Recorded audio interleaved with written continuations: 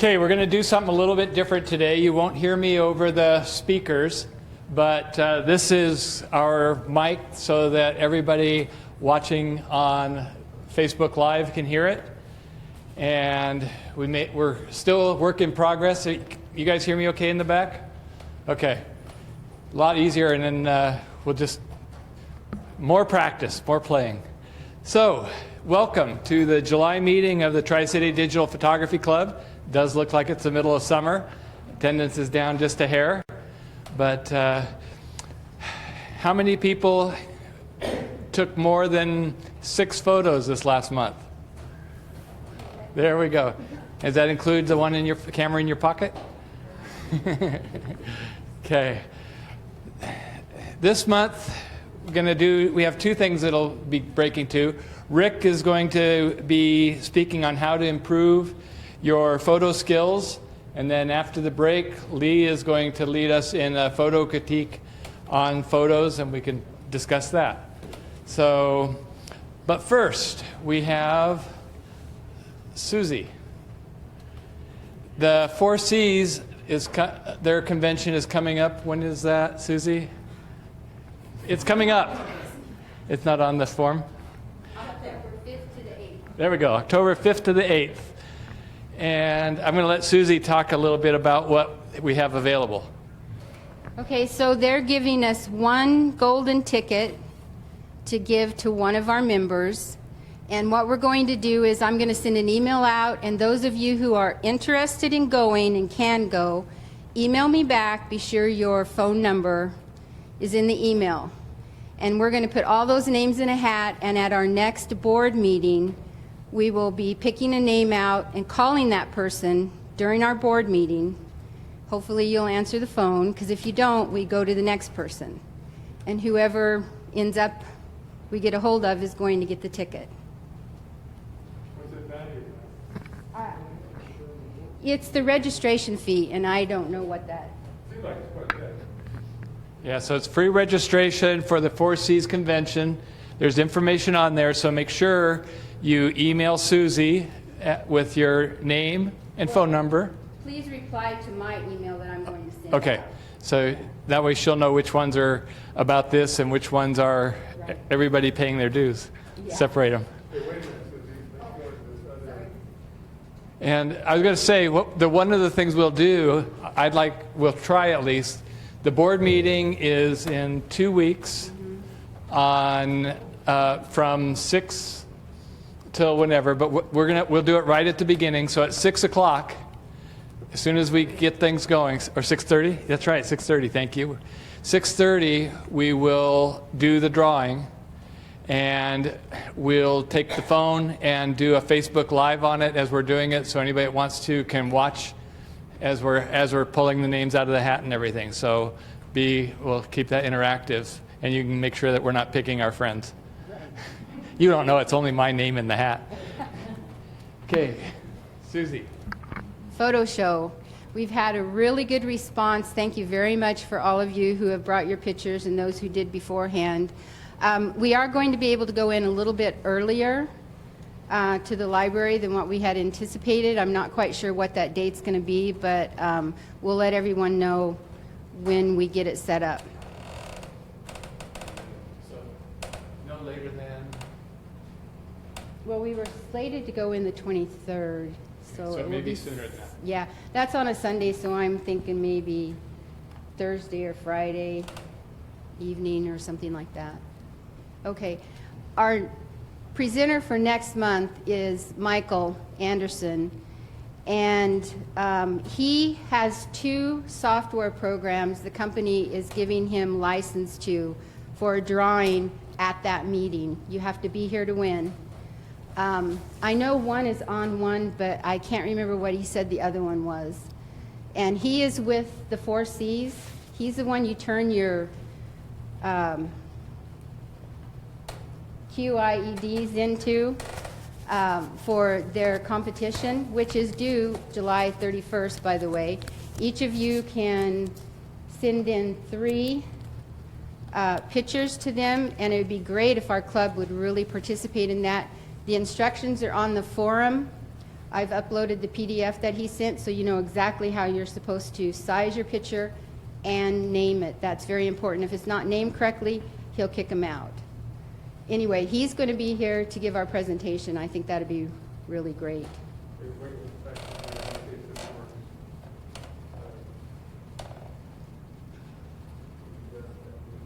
Oh, look, I wanted to be there.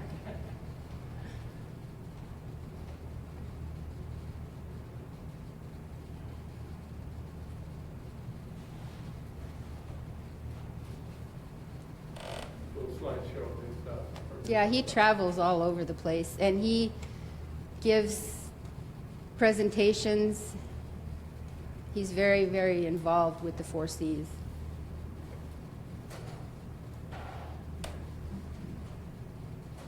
that kind of something that has textures in it? Mm-hmm, yes.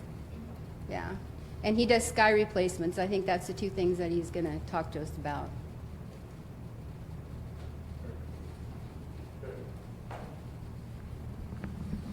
Okay, so I've looked at some of the photos that you guys have turned in, and definitely should be turning those in to the 4 Cs for the competition.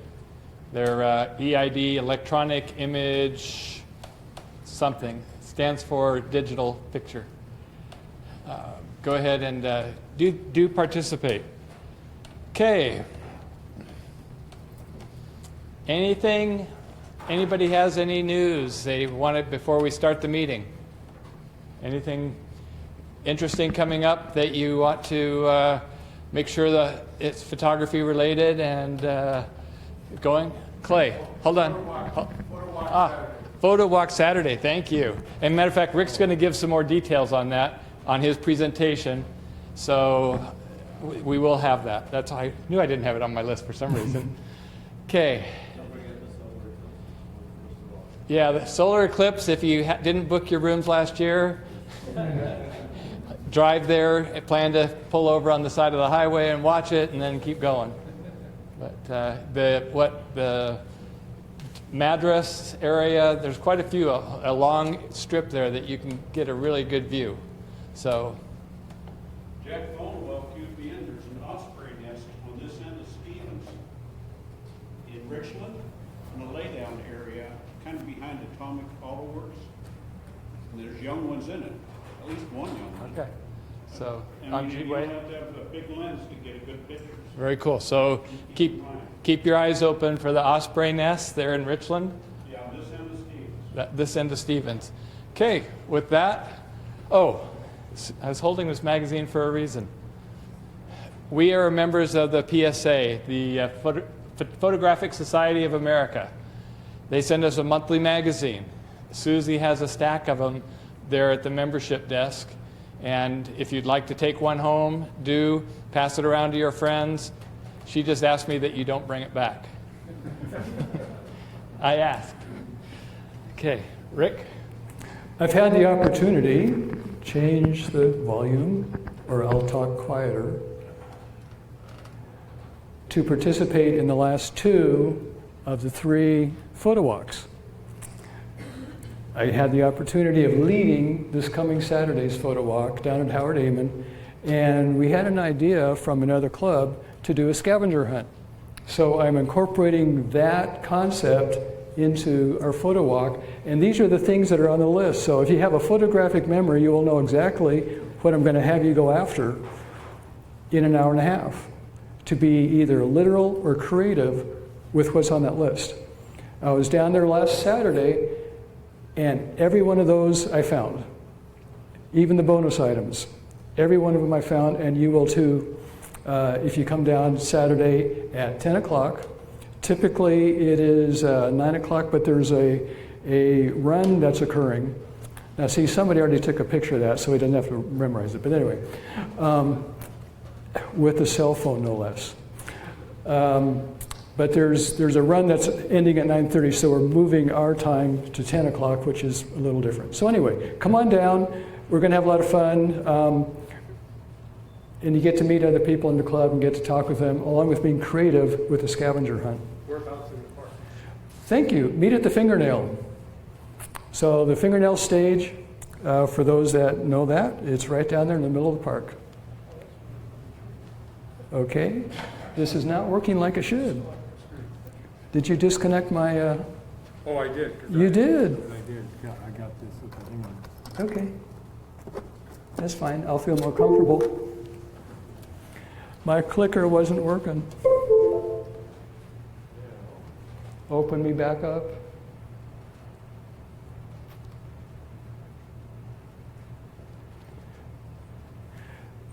So the board of directors, in just normal activities, we're looking through our paperwork. And it'll start up here pretty soon once Jay gets it. But what we discovered was there was an anomaly of what the IRS and what the state of Washington thinks we are as a nonprofit.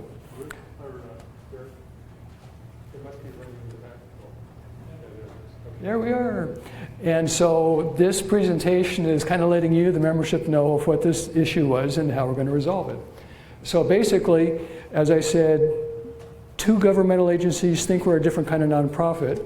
And basically, it all started off with, in 2011, we submitted our articles of incorporation. And in there, we said we're a nonprofit. Looked through nonprofit stuff and said, oh, education, that's what we are. So 501c3. We submitted our paperwork, and then also the club submits IRS stuff. And it's a simple little form. If we make less than $50,000 a year, we just submit the paperwork in. But we don't have to identify what kind of nonprofit we are. Well, they threw us in a different category.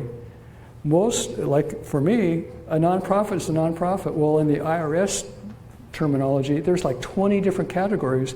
And they said, oh, you're a social club. You're not a charity, you're a social club.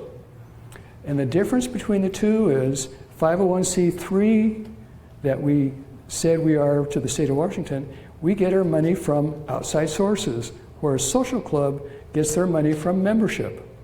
Oh, okay. So now that we know that, we have to go back and change our articles of incorporation. Just as kind of as simple as that. Oh.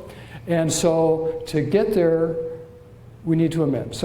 So basically, all we're going to do is in the termination clause for the articles of incorporation that made us a corporation, the state says, well, what happens if you dissolve? What will happen to all the assets and all the money? As a charity, it must go to a charity. For a social club, it's got to go to a like organization. So there's some extra wording that'll be changed. We're changing the 3 to a 7. And then also, we're finally going to officially dump digital out of our club title. So those are the 2 things we're going to do. And so the process is simple as 1, 2, 3, 4. Draft something. The board looks at it, says, yep. Then we notify the membership that we want to have a vote. And that's exactly what we're doing tonight. Next month, in August, we'll have a corner of the meeting to be the vote of the membership to say we agree with the changes. And once that happens, then number 4, we submit the changes to the state, and away we go. And so what we're going to do in email to all the membership is to say, please read the amendment, please read the current article of incorporation to be ready for your vote in the August meeting. Now, as some of you will read through that article, or our current article of incorporation, you'll see some other discrepancies. Oh my goodness, it still has a 2011 board of directors. Oh my goodness, it still has the addresses. Well, that's okay, because through other means, annually we submit paperwork to say we have new leadership, we have, if there's other changes, and that doesn't change. The state of Washington says only change big things like that, you know, you're going to change your name, you're going to change key things, but addresses and stuff, that's handled differently. So what we're asking you to vote on are the essential things that aren't changed through processes without a whole vote. Does that make sense? Do you need a quorum or anything like that? Yes. It's the quorum of those present, and we also accept proxy votes. So if we had the vote tonight, it'd be the quorum of the numbers here. Excellent question. Excellent question. Okay, others. Are we moving on? Who wants to be like Ansel Adams? Ansel is a great guy, and he does not like the auto mode, right? Well, a lot of us, I didn't have auto mode back then. A lot of us new to the club are coming in with, I only shoot in auto. I need to break out of auto. What we'll be talking about tonight will help you break out of auto and learn what your camera is all about. And hint, hint, please come down to the photo walk, because then you can practice more skills with that list of getting out of the photo walk. So with that, so we're going to talk about depth of field, we're going to talk about a sweet spot, and we're going to then have Lee lead us in critiquing. So that's the progress for later tonight. So depth of field is nothing more than I'm looking at my image and what's fuzzy, what's clear, what's then fuzzy again. That depth of field is the part that's clear.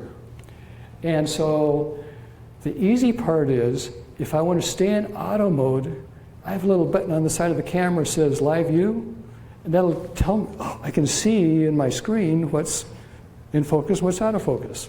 That's the easy way if you want to stay in auto mode, is use live view.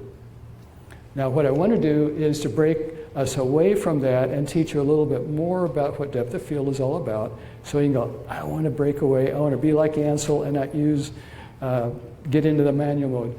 So if you think about using your f-stops, and you got the numbers from whatever your best camera f is, 2.84, whatever, down to 22 or 34.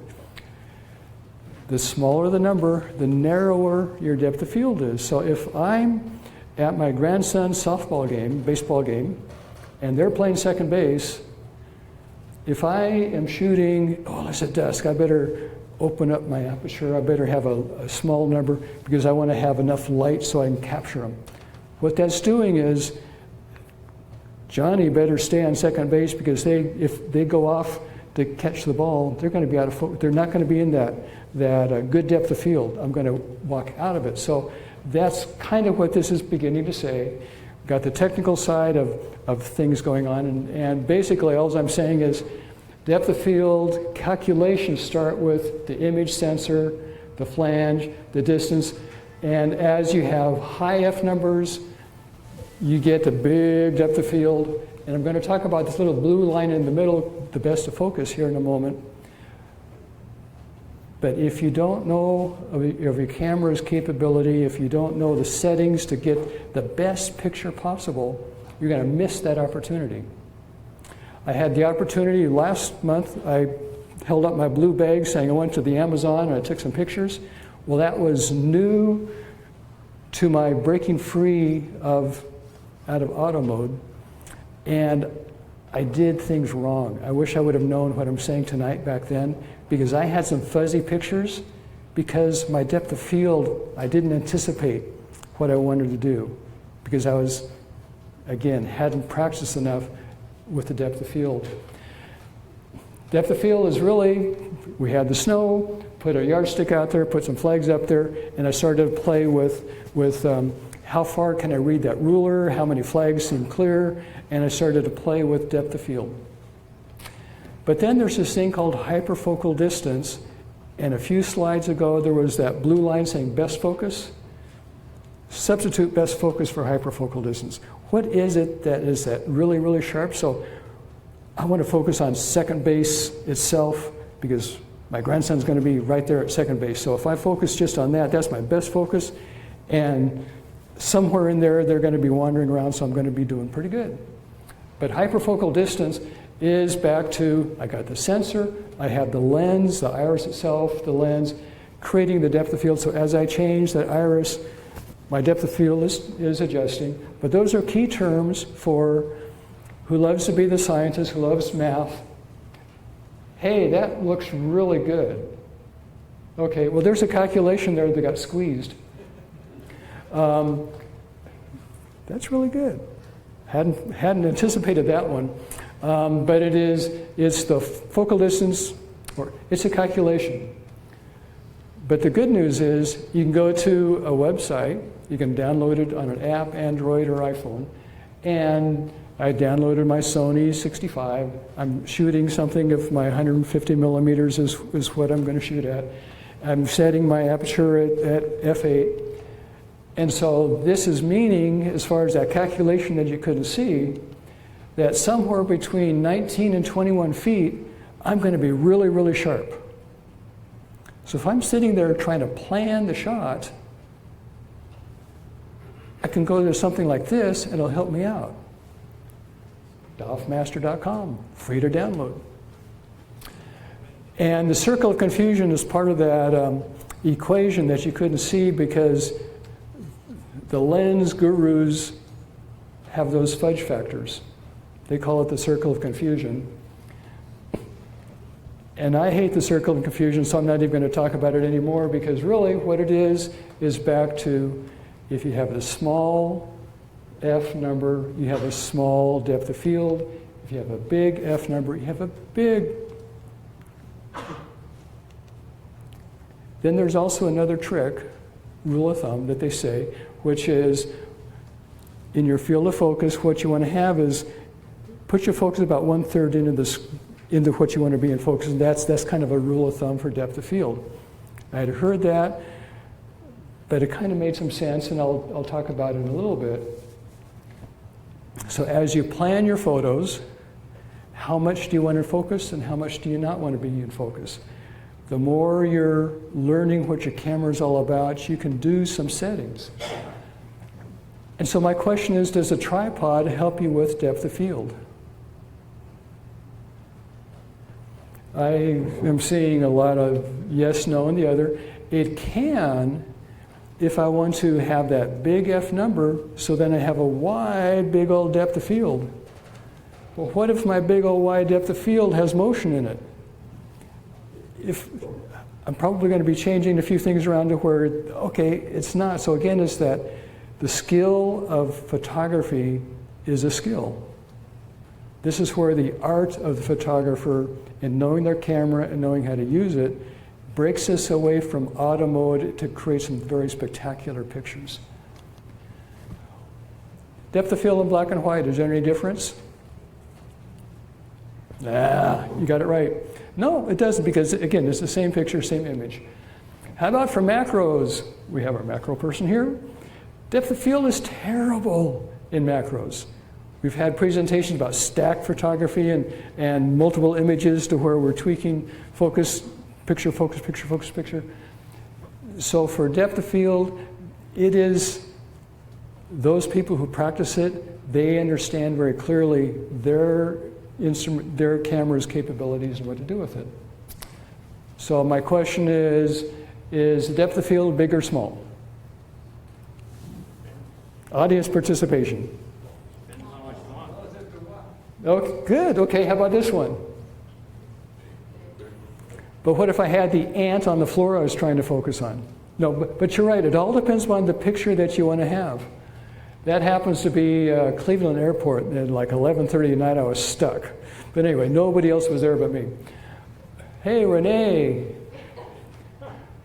Thank you. But anyway, you need a plan for your depth of field. So I'm sitting at the hockey game, and I got a good spot. Where am I planning to take the best image possible? What can I do in my camera to set everything up for my best success?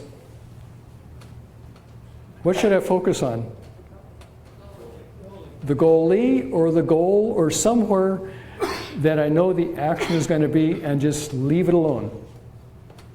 And then just have my speed set to where I know as far as can I catch the puck and everything like that. I got to have the speed right, but if I have everything else set up, I knew my depth of field. I didn't need to have the Robert Young clearly visible. I didn't need a variety of things, but I wanted that goalie. I wanted the action. So again, planning your depth of field. But then you get the spontaneous opportunities. And this is where I keep on hearing, well, just put your camera on f/16, put it on f8, put it on 160, and start your day with that, because probably this is going to be okay. Well, this little guy was in Leavenworth, Icicle Creek RV resort. I was just walking around, and he popped up over the rock. This camera, set just right, click.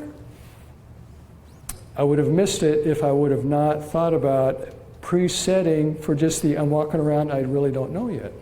Because I'm not sitting at the hockey game knowing this is the image, is I'm out wandering around what might be out there. So do you think you're ready to play with the depth of field? I hope you are. So in review, if I have a little number for my F, my focus area is going to be little. If I have a big number like F8, F22, it's going to be bigger. And it wasn't until I saw this diagram that I saw 1/3, 2/3. Well, how about that? That rule of thumb seems to be backed up with this depth of field stuff. Now I understand why they just say focus on 1/3, 2/3. I never really understood that. So again, hopefully I'm passing this on to you. Make sense? So my homework for you is go practice. Put it on aperture priority mode, take a set of pictures, adjusting things, and then go back to the computer and see how your camera operates and play with that and learn from that. So then the next time that you have something that is that monumental moment that will never be repeated, you'll have a better chance of capturing it in focus the first time. Round 2, the next thing is I'm going to talk about your sweet spot. And so the sweet spot, where before we talked about depth of field was all about camera settings, the sweet spot is about the lens and the quality of the lens.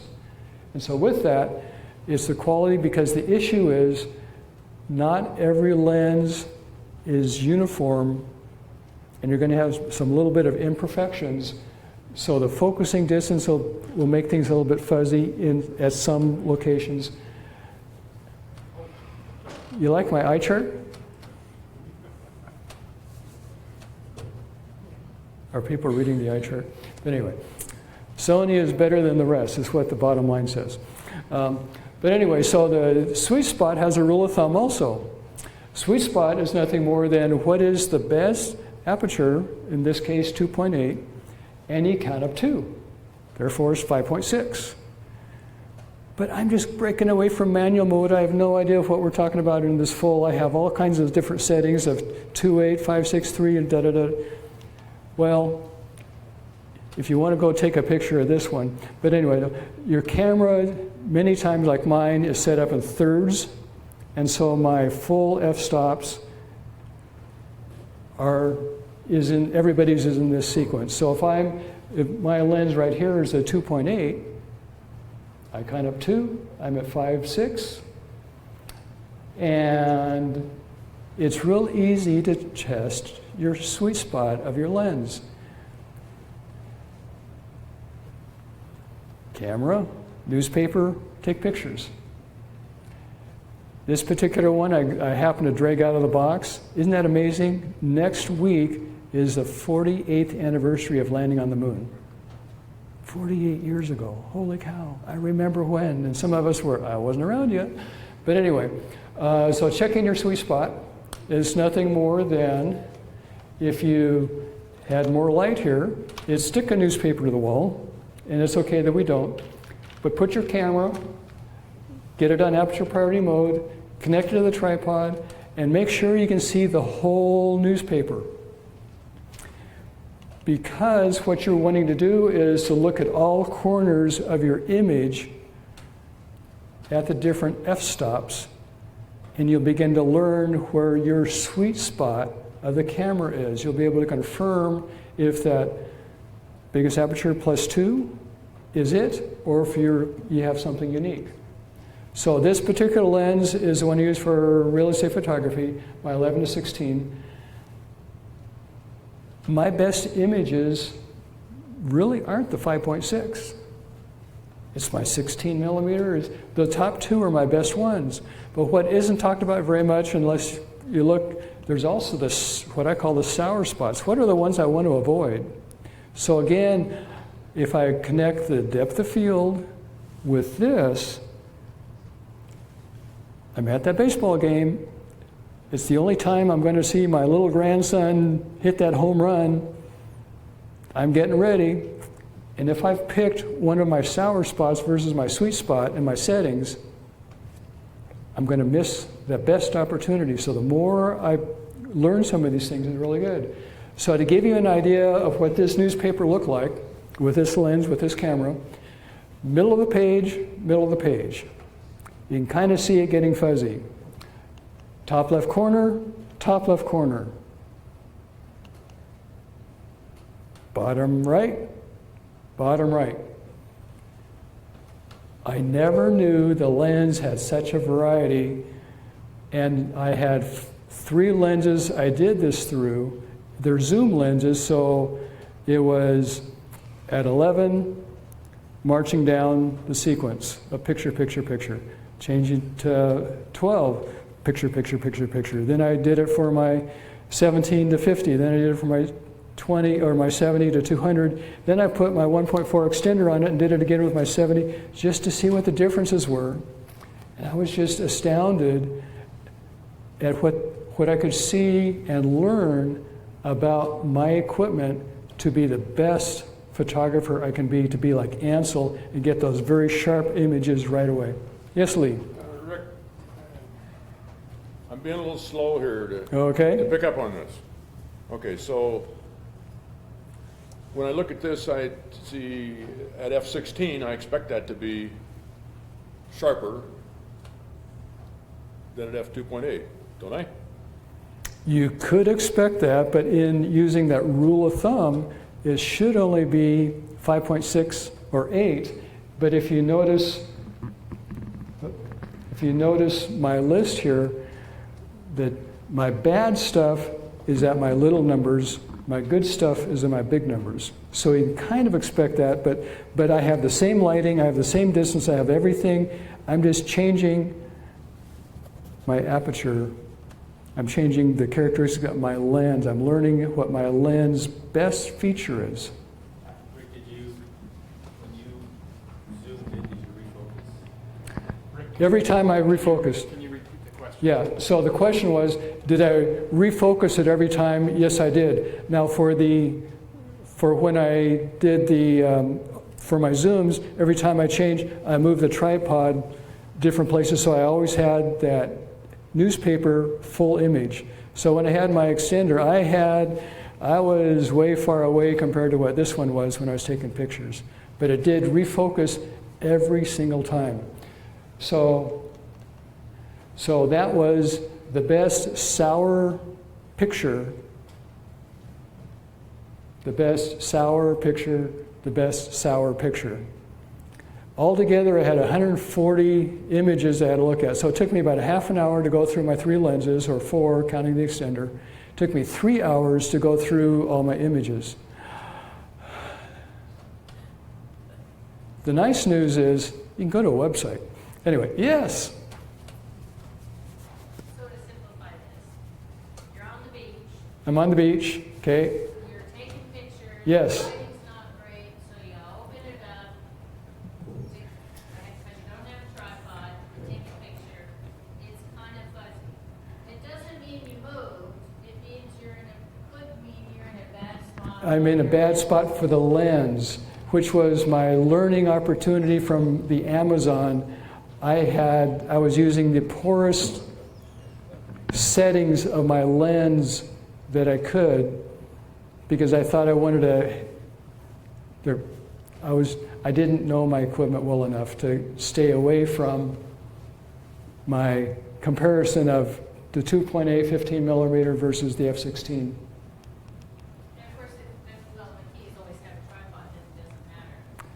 Unless there's movement. Then sometimes you have to open it up just to get it. Or would you rather, I guess you could say, okay, I'm gonna move my ISO up. I have less noise, I have more potential for noise, but more sharpness. Correct, that you can correct some of that afterwards in post-processing a little bit to get the noise out.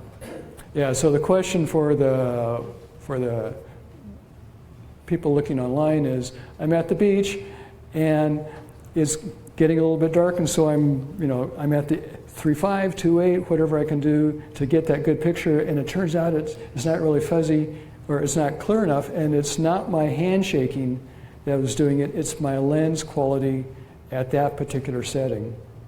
So for me, for example, as the real estate photographer, I know now what to stay away from. In fact, you can't see it, but you can see a white spot right there. That is my sweet and sour list for all my lenses. So when I'm on site, I know stay away from this one and use this one. And everything else in between, there are some good ones, but this is my memory stick of the 3 hours I spent or going to this website and getting all the data anyway without having to do all this stuff. And so this is nothing more than another DxO mark, so another website. And this kind of does look ugly. This kind of does look okay. And what was interesting was when you look at this, the green means it's really, really good, but there's not a lot of green there. But this is the preferred lens by the real estate photographers. When I compare my 70 to 200 lens, its worst picture was better than the best picture of this lens. So it was really interesting to physically do the whole gamut and look for yourself to see what's going on. So again, it's a matter of knowing your equipment. And now for me, clearly staying away from that 2.815 or clearly staying away from some of the other things that are on my list, because I want to have the best picture possible for my clients. So again, that DxOmark.com is a great place. It's also a neat place if you're thinking about buying a new lens, go to this spot and check out the lens, check out the quality, check out the kinds of images that you take. What is your typical focal length that you tend to take a picture of? What's the quality of that lens? You can compare lenses, make an informed choice. So a neat opportunity to learn the sweet spot and maybe make some decisions before you buy that next lens or the camera connection sequence. So I kind of said this earlier, zoom lenses, how many sweet spots do they have? A lot. It's not just one. This is a 2.8 lens. It should be consistent. It's not. What about cell phones?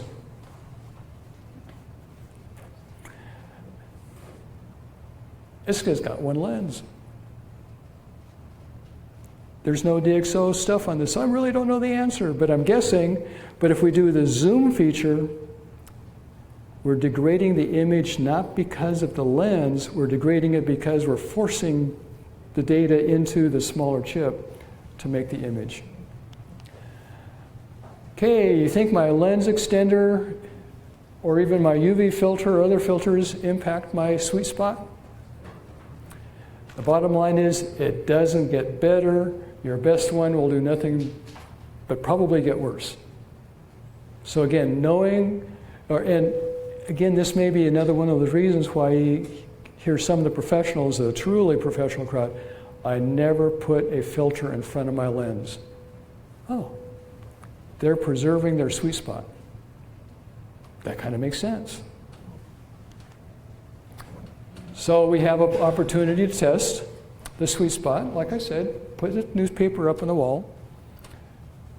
Get your camera in aperture priority, break it away from the manual or auto mode. Take a series of shots. And if it's zoom, you got to adjust the tripod back and forth to keep all portions of the paper in place. Download, and you got to look at the metadata. 144 images. You will get lost. In fact, what I did, if you have multiple lenses that you're working on, what I did was at the beginning of each lens, I stuck a sticky with what the lens was there, so as I looked at the massive file of just thumbnails, I know where the break is between, and then I put them in a separate file so I didn't get too confused or didn't get too tired. I said, okay, I'm just going to do this lens now, time for lunch, I'm going to do the next. So again, just at least the things that I was doing. So there's a bonus opportunity now. If you come to the photo walk at the Fingernail, I'm going to have 2 stations set up with newspapers and my 2 tripods. Come bring your camera and you can take pictures.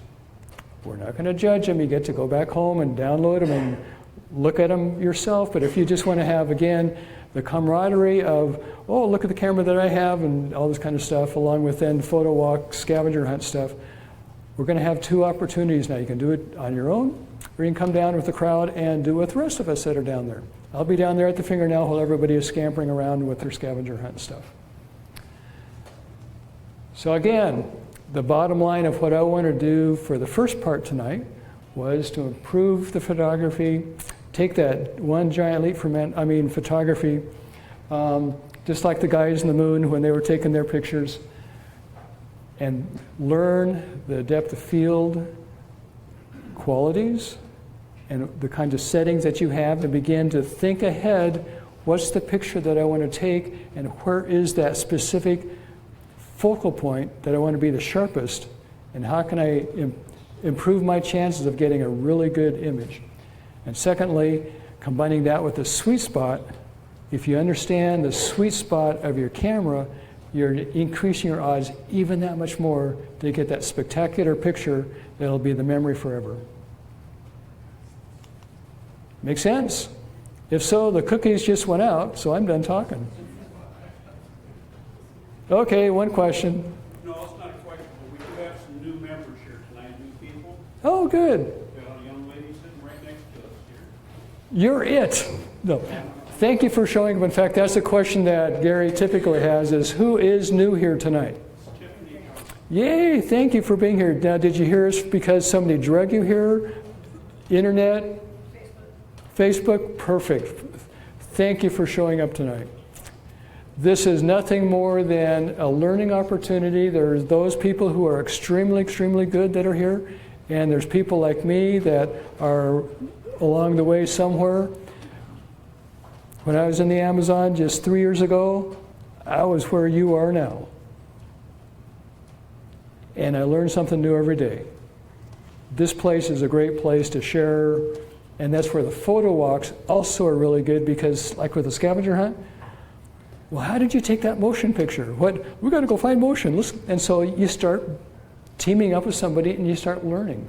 Not only other people in the club, but also your capabilities of your camera. Great stuff. So with that, Gary, are we ready for a break? 1 moment. Gary. Hi, Susie. 1 moment, please. Yes. I don't know how many of you know Rick's background, but at Hanford and maybe other places as well, he was known as Safety Rick. In our club, I kind of think of him as Mr. Detail Rick. Any reason to understand that, huh? Yeah. But anyway, I do want to say that Rick has kept us out of a lot of trouble. He's squared away the bylaws for the club. He's got that nice and clean and tidy for us. And these legal things, mumbo jumbles that he was talking about a little bit ago. Thank you, Rick. We appreciate your efforts on that. Well, it's what the board should be. Yeah. Thank you for that compliment. Again, each of the board members has our forte. I have, Safety Rick and Code Rick was my life for 38 years. And so when I got to the board, I started reading stuff.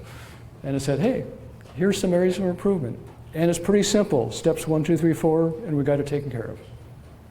But thank you, Lee, very much. You can turn the lights on. I will now be here. 10 minutes.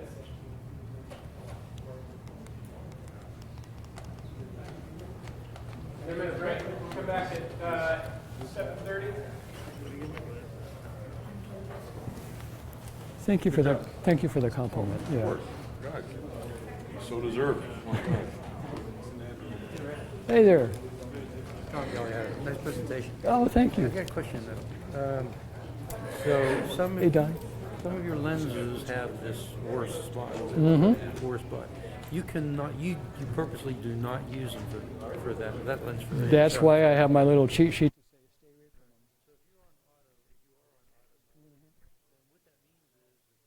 It may take you. It may take you right there. Yeah.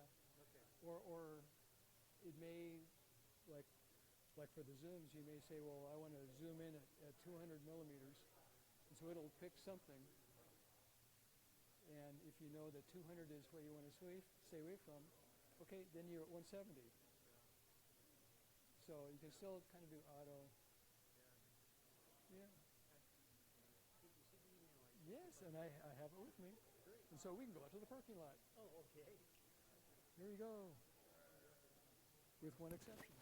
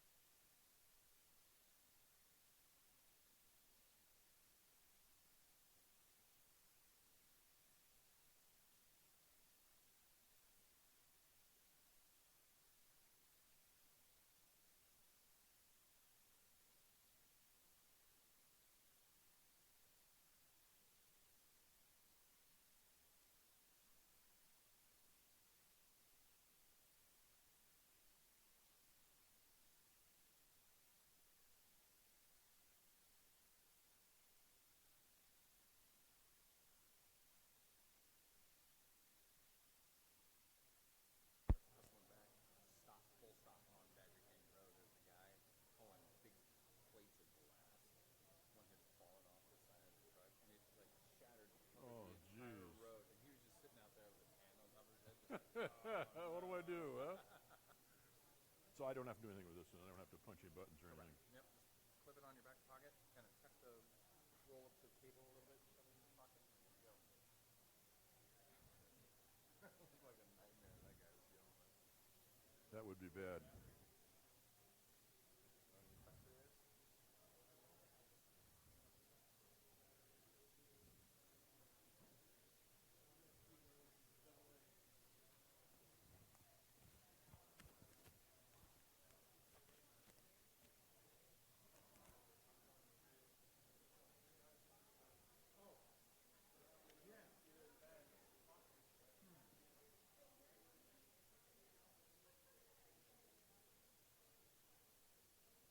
You looking for those batteries?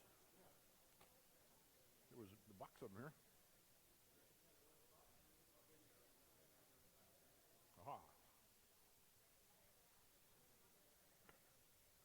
So is there a clicker for that thing, or I just point, or? Play with it a little bit. Let me get you up here.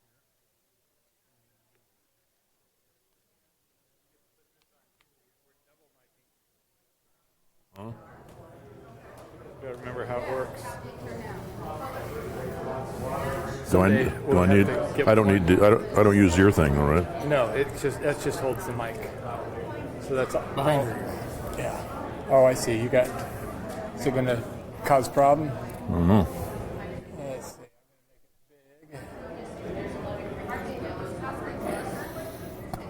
And then let me What's get behind you, and I can make it small. What's this one for? This is for the club, for people here. Oh, okay.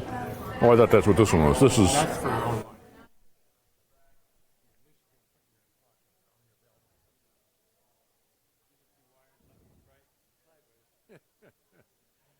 Just don't try wiring me in the back, dude.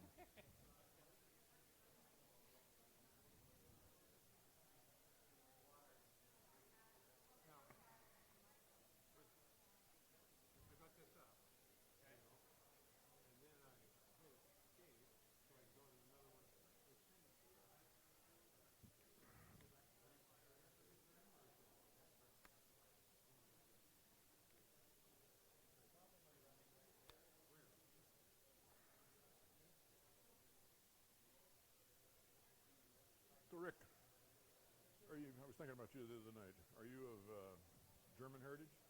Of course. Figured. Mr. Somewhere the second N dropped off. Oh, okay. The second name.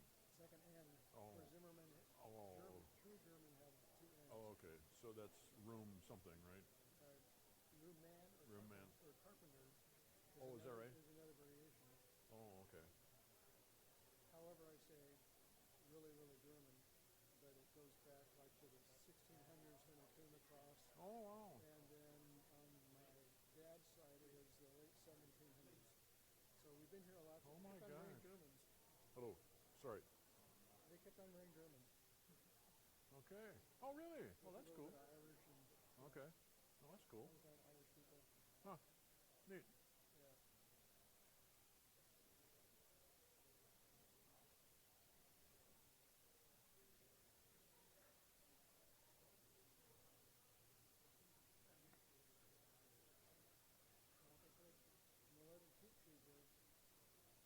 This helps me remember. I'm going to have to go online and study this a little bit. I didn't quite get it all. I'm quite good. Well, how about at the next board meeting, we'll stick around a little bit longer, Yeah. That'd be great. and then we say, get a lens, Okay. stick it on the wall, and let's just do one. Okay. I would. Maybe I can come down Saturday. Weekends are. There's so much crap going on all the time with kids and grandkids and farm and. God dang. It's crazy. Well, we found out we're getting the grandkids over the weekend. It was like, honey, I got this between Yeah. 9 and noon, so. Yeah. In fact, just today I was feeling very guilty because the two youngest grandkids, we had them just over a week ago. One of them had a birthday, and they were desperate to come back. And there's been just garbage after garbage, and just haven't had them. And they just live down the street, just a few miles, this squared away, because they're young for such a short time. Well, and I like what you said at your house the other night, which was enjoy, paraphrasing, enjoy every moment because it'll disappear. Yeah. And pretty soon they'll be old enough to where they will disappear. Yes, that's right. And if you don't take the opportunity, Exactly, exactly. And now is the time to really bond with them for life. Yeah, it's true. Yeah.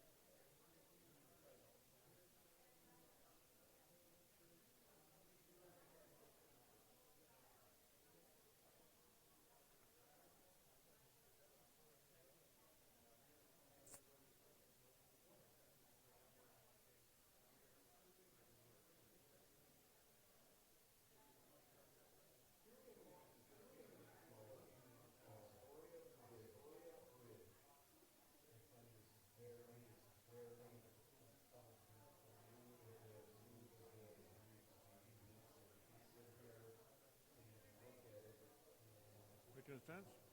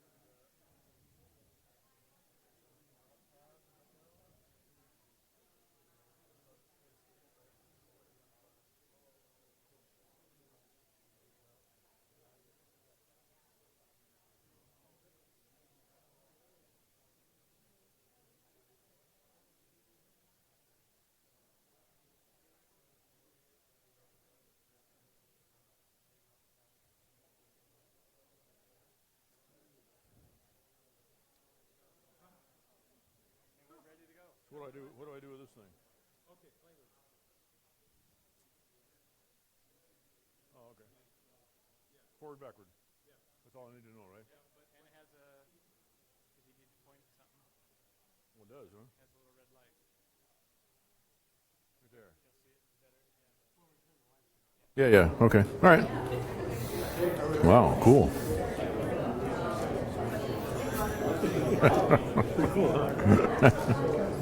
This is Rick's, huh?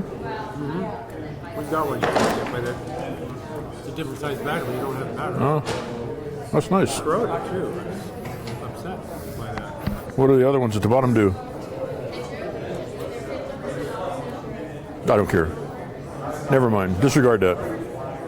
Oh no, that's forward and backwards for your sign, right? Well, these two. Huh? I was using these arrows. That's good. Yeah. But the ones on the bottom, where are those gives one? All right, let's Yeah. go ahead and I didn't mess with them. get ready to go. Start the second half. Now, you don't want your readers not bored out there. All right. We don't need it yet. Late, yeah. Okay. If there's any time, I don't know. Yeah. Lee is going to go ahead and do the critique here in a second. The one thing that somebody brought to my attention is the fair is coming up the end of August. And if you would like to help with on the what is it called? The intake of the photos?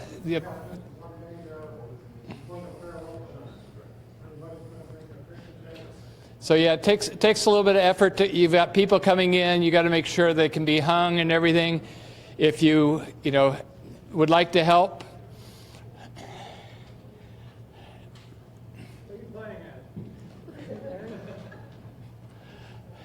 Larry would love to have you some 2 or 3 hands, because it is a lot of work. I've been there. I've seen it. It's a lot of work.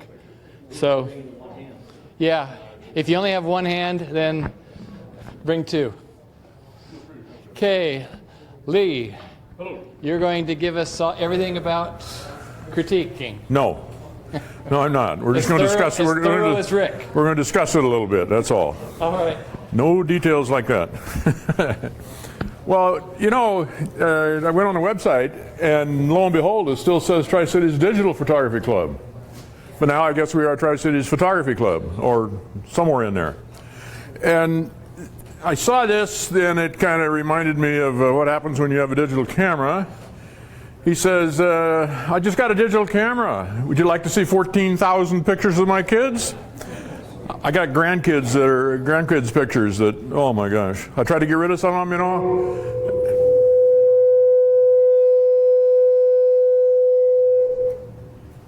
Hello? I turned it off. Now go ahead. Okay.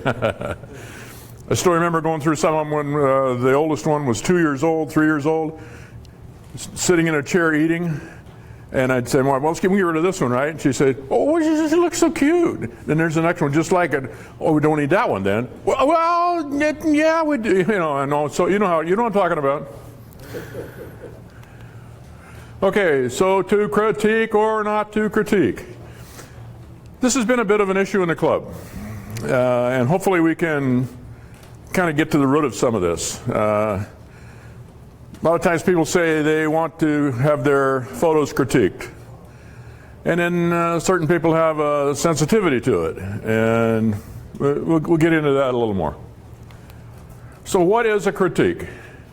Actually, I looked it up in the dictionary, and it kind of says an examination or review, something like that. Okay, a critique is the giving of feedback after a considered and measured evaluation of a photograph. When giving a critique, it is valid to like a photograph, it's valid to not like it, but it's not valid to be able to explain one way or the other. So if you have opinions and thoughts on it, it's great. It doesn't matter which way it goes, left or right, up and down.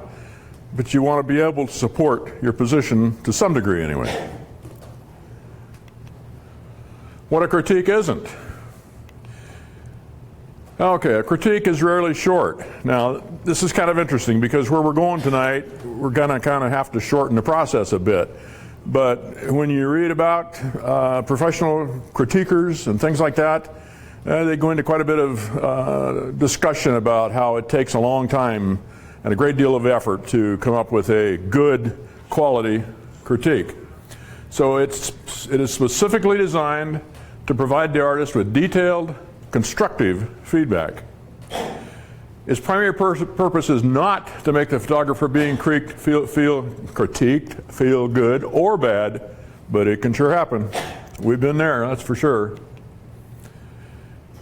To give a critique is a real privilege and should be treated as such. And this guy that I read this about, he says the person giving the critique, if done in real earnest, should usually feel like they have learned something. And I think that's really true. You know, if you really give it a lot of concentration and go through it in a lot of detail, you figure something out for yourself. Critique is not easy to give well or to receive well. It's a skill set we have to cultivate. We all have to decide for ourselves that critique is valuable and offer it a place in our lives. But once we do, we'll be amazed at how quickly things change for the better. You can probably figure out these are not my words, but I read some of this stuff. And it's valid. And here's a real key one. You know, make sure the photographer wants a critique. Some people say they want a critique, but all they want to hear is, wow, that is so cool. So make for certain if you're critiquing somebody that they really want it and are willing to accept what you might have to say. Because you have to be honest. If you're really going to give a critique, you got to say what you think, what you feel. And here's a good one. Realize your view of the world is incomplete. My wife asked me what that meant. Well, I think it means that we don't all think alike. So when we look at a photo, the photographer may have had something else in mind, and we look at it, and we didn't think of it that way. Everybody has different thought processes and sees the world in different ways. So I think that's what they're implying there. So it's important to educate yourself, examine the photo, and kind of highlight, if only in your mind, what's of value to it and what's are the good points for it, or bad points. What about this one? What's wrong with most cameras that won't take good pictures? The nut behind the viewfinder, right? We talk about that all the time. Mostly it's Canons, but anyway. How about this one? He says, hey there, pig, what are you doing? He says, I've taken up photography. Oh, great, so you're learning all about focal length, aperture, ISO ratings, that sort of stuff. And Pig looks at it and he says, I just pressed a little doohickey. So Rick kind of got into that a bit tonight. A few points to consider in a critique. Well, the point here is there's a lot of things that you can consider in a critique. You know, the story, the flow, the concept, things like that. The technical, the lighting, focus, perspective, depth of field, the contrast, which may include other contrast, textures, things like that, creativity, composition, it's all sorts of things. And depending on the style of critique, these can be very detailed and very lengthy. But that's just to kind of give you a little idea that, there's a lot of stuff that can be involved. I think this is very important. What was the photographer trying to accomplish? And if you can, you want to ask the photographer, what did he see that he was trying to capture? And this could have an impact on how you view the photograph. Now, we've had this kind of a discussion before, and I mentioned grandkids. So we've had a lot of discussions in the club, art versus photography. And there's all kinds of ways to go with it. I think in general, photography is an art. And for me, as a photographer as a wannabe photographer, some of the pictures I have of grandkids mean a lot to me. And I see more than just a kid sitting there or standing there or throwing a ball or whatever. To me, it's like, wow, that's an amazing thing to see. And other people kind of look at it, no, okay, another snapshot. Well, and for some it is. But for me, in most cases, it is not. So, it's all in kind of how you think about these things and what they mean to you. So, we're not all the same. We don't all view the world in the same way. Okay, so where we're headed here, the board, I guess you would probably have to say, has sort of decided to adopt what's known as the F5.3 method. Now, it's a critique method. It's not a focal stop, is it? Nobody has 5.3 on their camera, on their lens, right?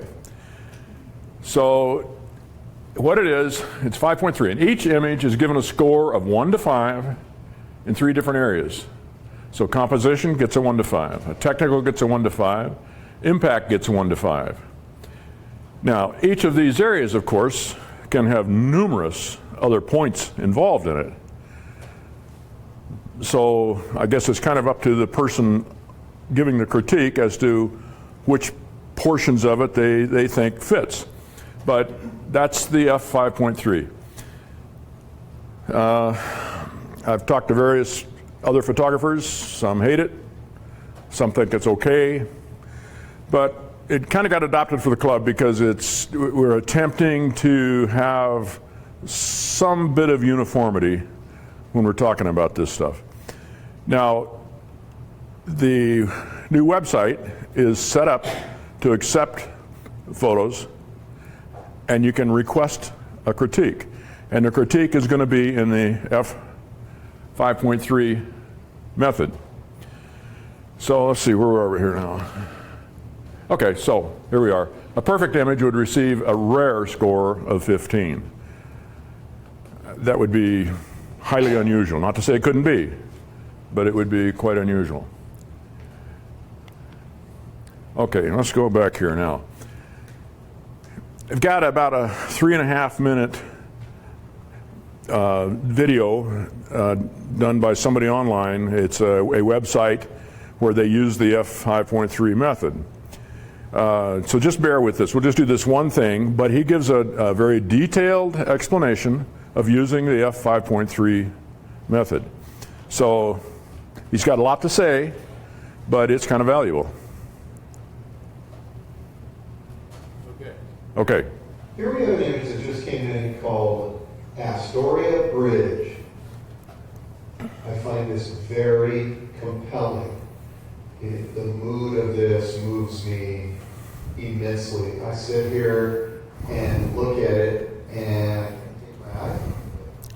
I think doing this in a monochrome was a very wise choice. It looks dark, it looks spooky, it looks cold.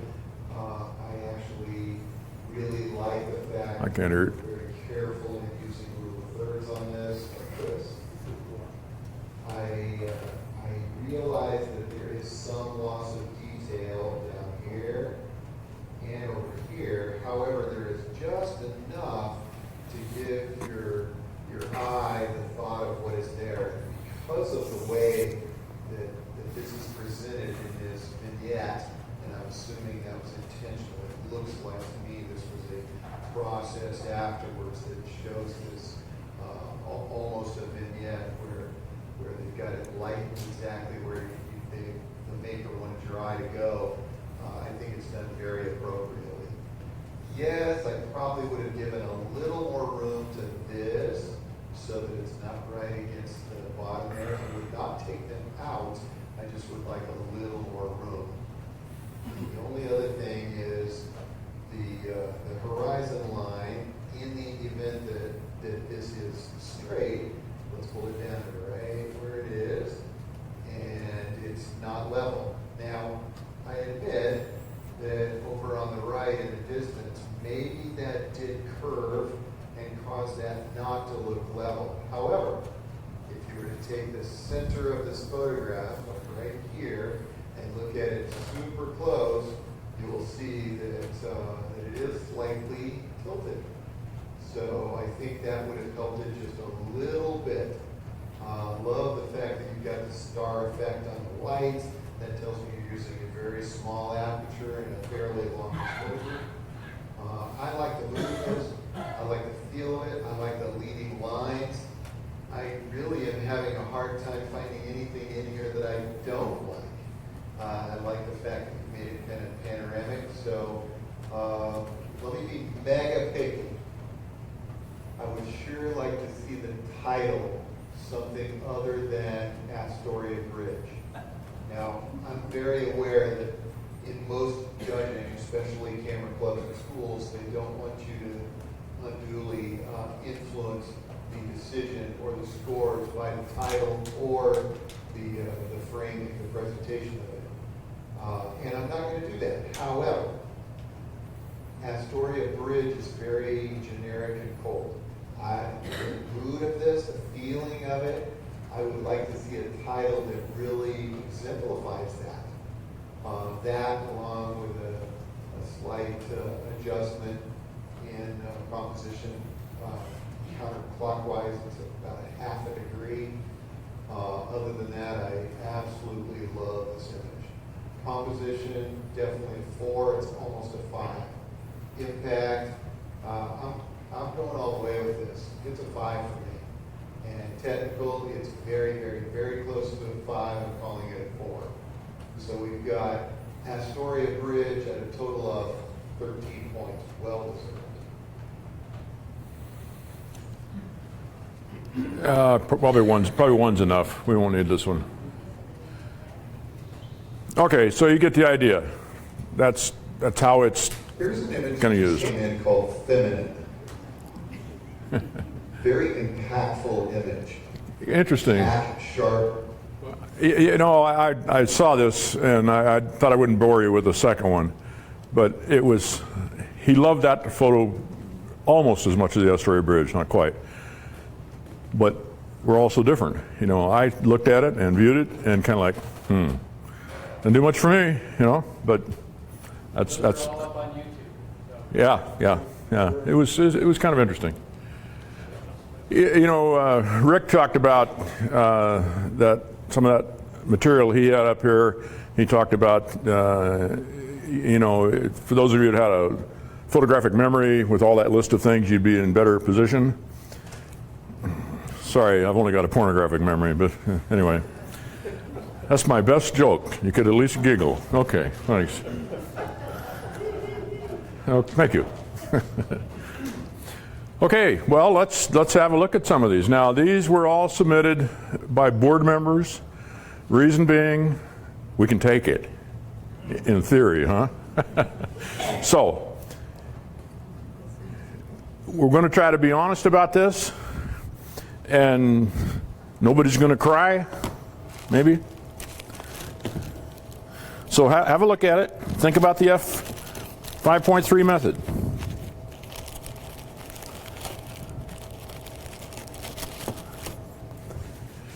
And I think to try to simplify this, we'll pick maybe 3 to 5 random out here to give us a number. Okay, so this is the, where are we here? Mary Hill.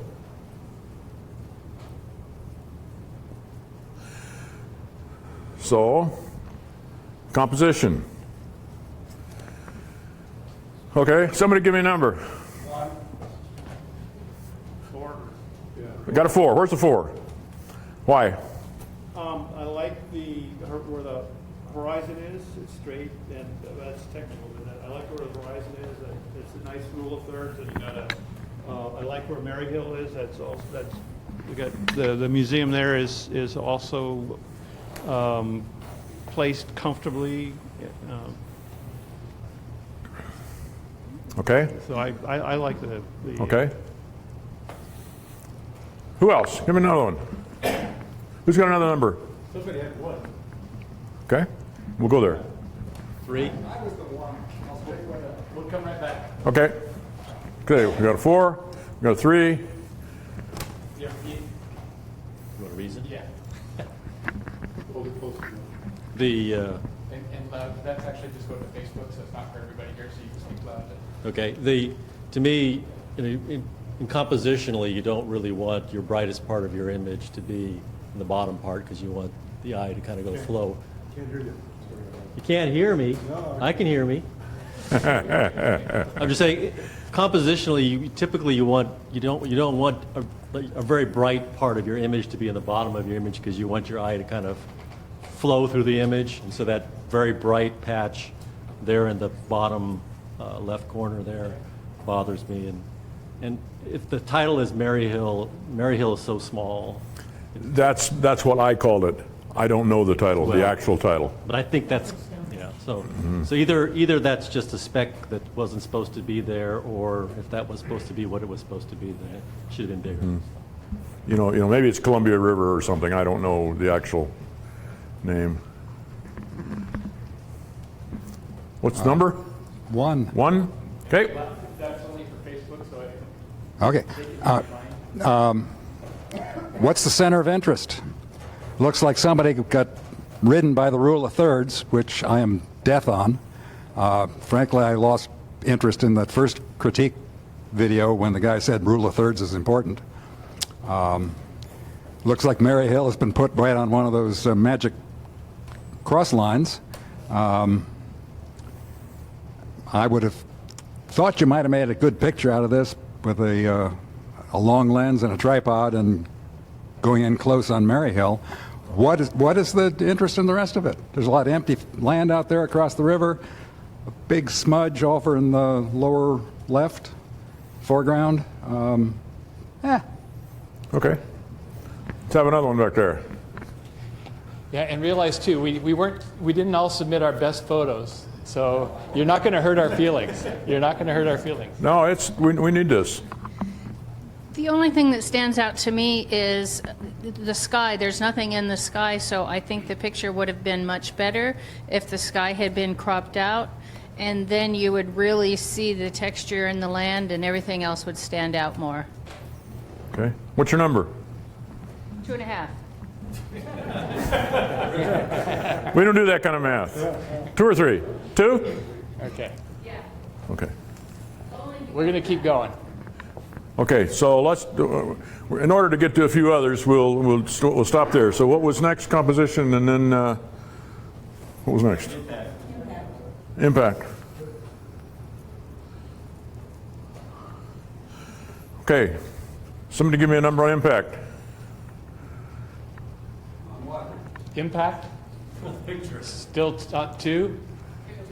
We got a 2? Okay, doesn't do much for you, or some? 2? Who else? Got a bunch? What'd you say? We're here to 3. 3? Okay. Got another one? But you got a whole bunch of 2s. Bunch of 2s. Okay, so 2s and 2s. Okay, impact technical. Okay. What do we got? Anybody? Nobody. It doesn't exist. Somebody be brave. Trying to remember the difference between on technical and the composition. 3? Give us an example of technical. What's the exposure?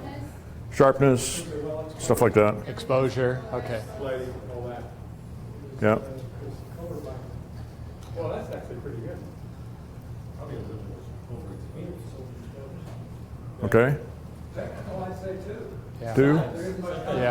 Yeah. 2? Yep. 3? Okay. Okay, we kind of get the idea here. So we'll say composition turned out to be, well, there's the 2.5. And the impact, there's 6, 9, 2.5, somewhere in there. Technical, about 2.5. Okay, so 2.5, we got a 7.5 for the photo. Okay, so let's go on to another one.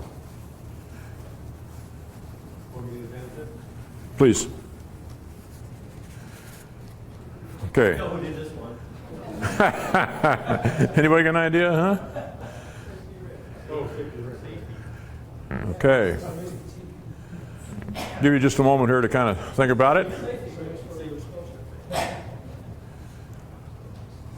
Okay, let's have a few numbers on composition here.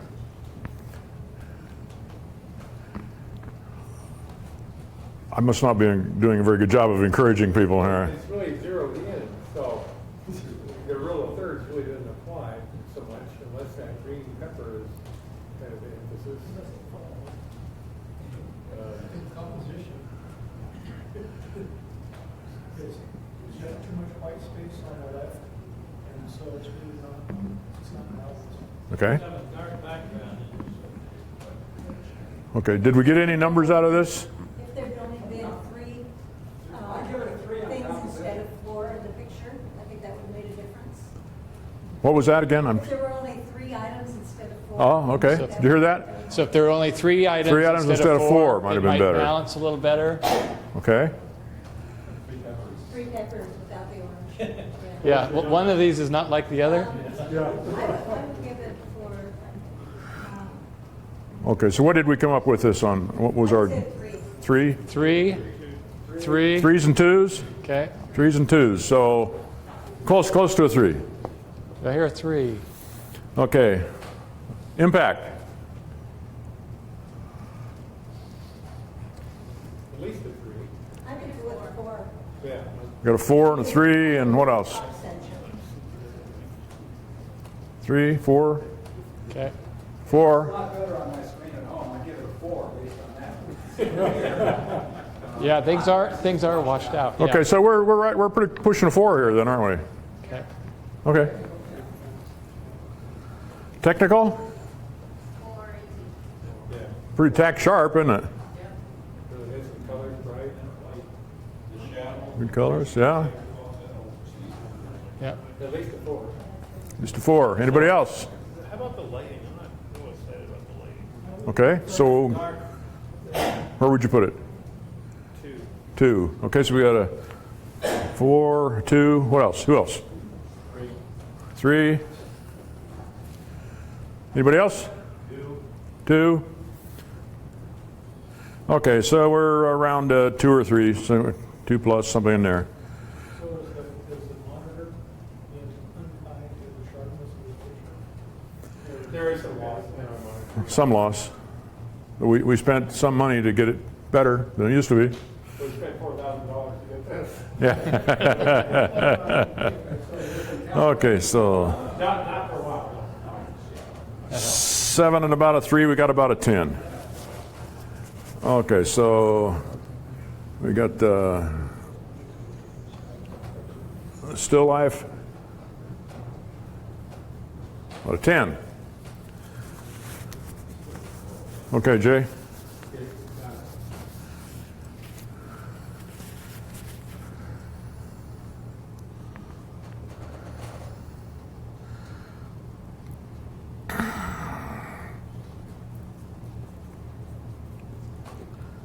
I've already forgot the middle one here. Composition. 4.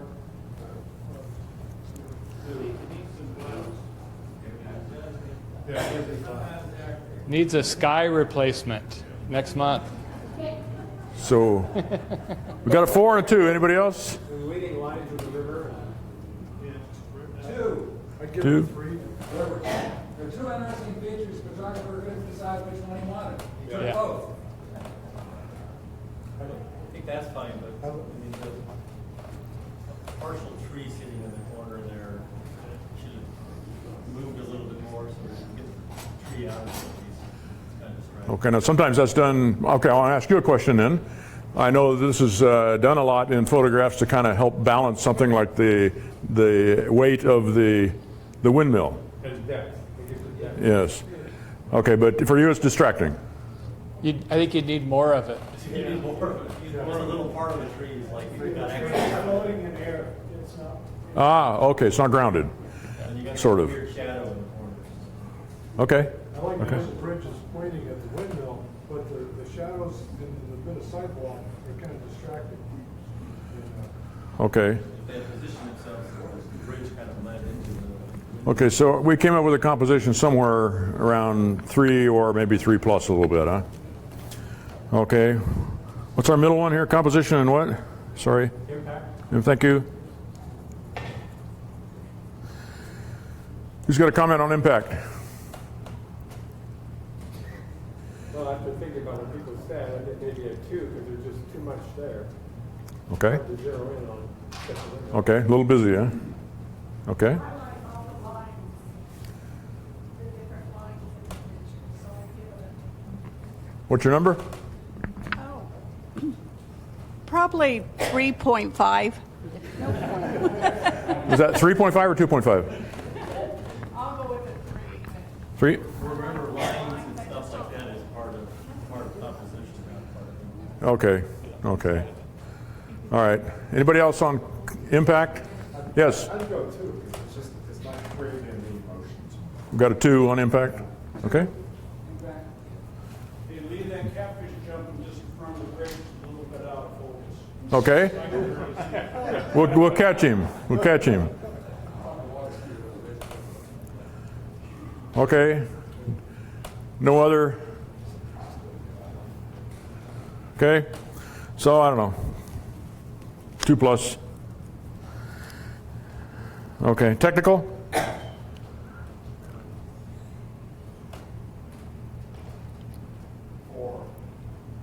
You're 4. Who else?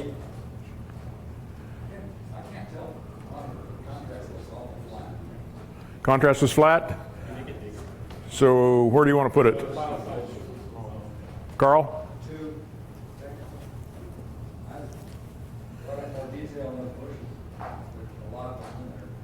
Okay. Anybody else? Give it a 3. I think the bridge and windmill are fairly sharp, but I agree with the contrast. It'd be nice to see one. Okay, so that was a 3. The comment was the bridge and such are pretty sharp, but overall it's maybe lacking in a little bit of contrast. It tends to be a little bit flat. Or saturation of the greens too. Okay, could use one with saturation. Okay. In the green. Dirk, what was your number? 4. I have to like the picture. Okay, so we got 2 4s. There's 8, 10, 13, 14. We've got a 3 plus. May I ask where that was taken? You can ask anything. Holland, Michigan. He's in Holland, Michigan. Ah, Holland, Michigan. Okay. So about a 7. Okay, so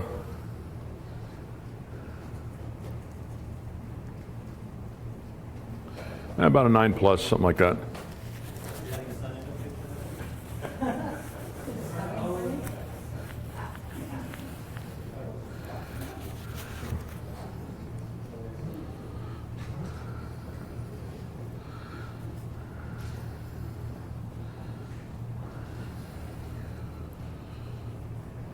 Somebody holler.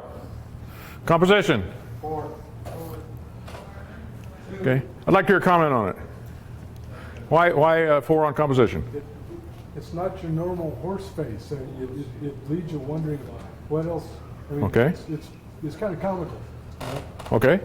Okay. 2, because the interesting feature to me is his hair and the picture's mostly something else. What was the number there? 2. 2. Couple more? 3. Somebody new, jump in here. Anybody? You want me to start pointing? Huh? You don't want that. You don't want that. Was that you, Susie? That's Susie's picture. Okay. Impact. I hear several 4s. Okay, great. Technical.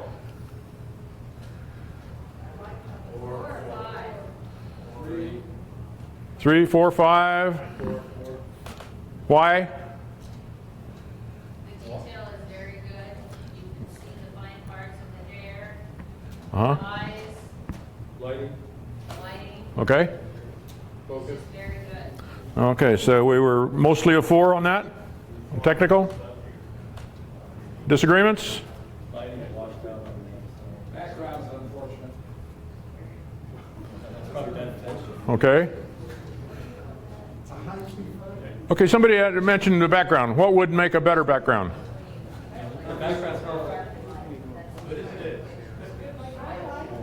Susie? The background's on purpose to bring, to Okay. make the hair stand out.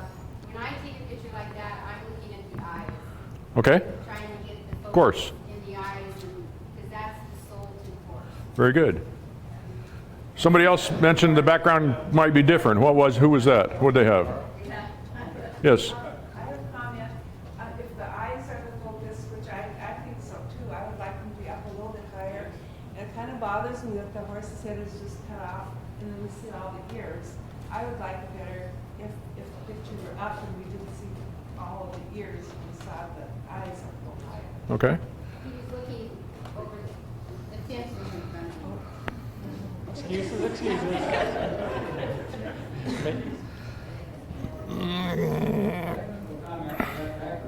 Edge burning, subtle vignette, right on the edges and corners. Then you bring attention to the edges. Okay. Then you bring attention to the edges, whereas this way it's just all on the horse. Not a big.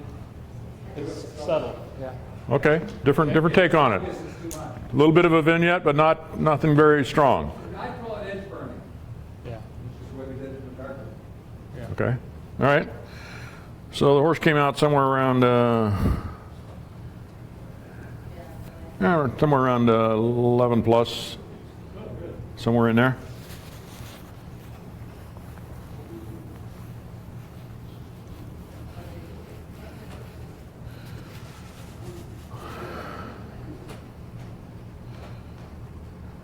What do we got here? Surfboards. 4. 4 on composition? Who said that? Jay? Yeah. Okay, what do you see that you like? The only thing, I really like the photo, I just need something more on the left, I'm not sure what. Uh-huh. Okay, we got another number? 2. 2? Somebody saw a color but doesn't want to show us what's in the lower right. Technically, they could have. I didn't catch all that. It's a mystery down there and a distraction, and why is it there? On the lower left? Lower right. Lower right, oh, okay. There's indistinct surfboards or whatever they are. Okay. All right. Could have drawn up the shadows down there. Okay, good point. Another one? 4. Pardon? 4. That's all the fingers you got, Dirk? Oh, you just showed me 1. Never mind. We'll go for 1.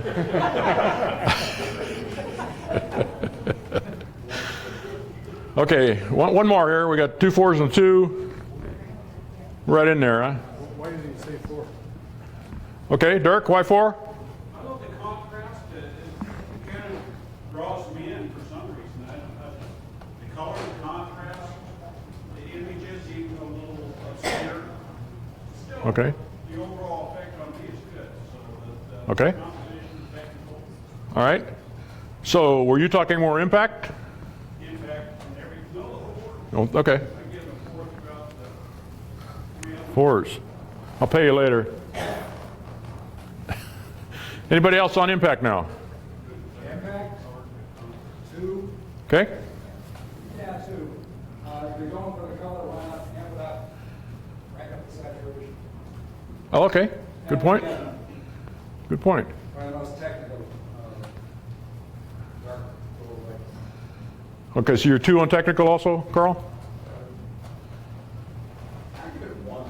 Okay. Any others? Yes.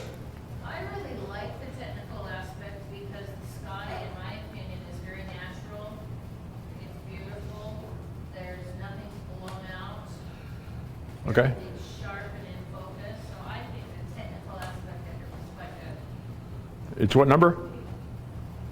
Technical was, you're giving it a 4? I agree. Okay. At least on the screen, it looks to me like, What? to me, it looks like the focus was on the surfboards, and so the clouds, they must have been shot at a fairly open aperture. The clouds are not that sharp. Uh-huh. They're fuzzy. But that's a soft. Okay. I like that. Okay, I want to make a comment. This turns out to be mine, but that's not the issue. What I think is interesting is that for those of you that were here 2, 3 years ago, 4 years ago, long in there, we used to get into quite a bit of struggle with saturation, the HD look? Was that HDR look? It was kind of interesting because we particularly had 2 or 3 club members who loved to just crank the saturation. It was not my cup of tea. Others loved it. That's great, you know? It doesn't matter. But it was just kind of interesting. I remember that was quite an issue. And we've commented a couple of times here about the horizon line.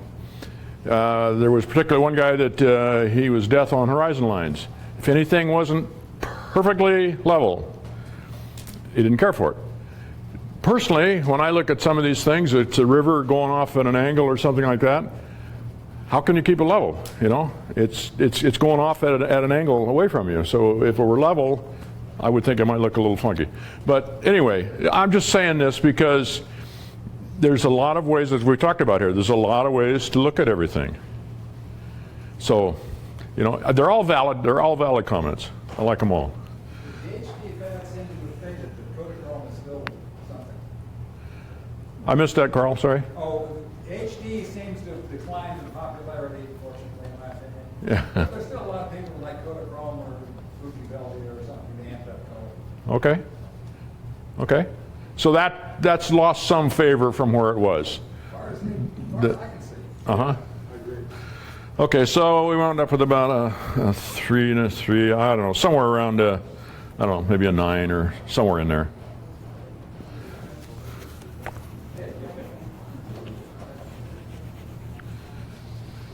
Tell you what, let's back up on this one. Do what with that?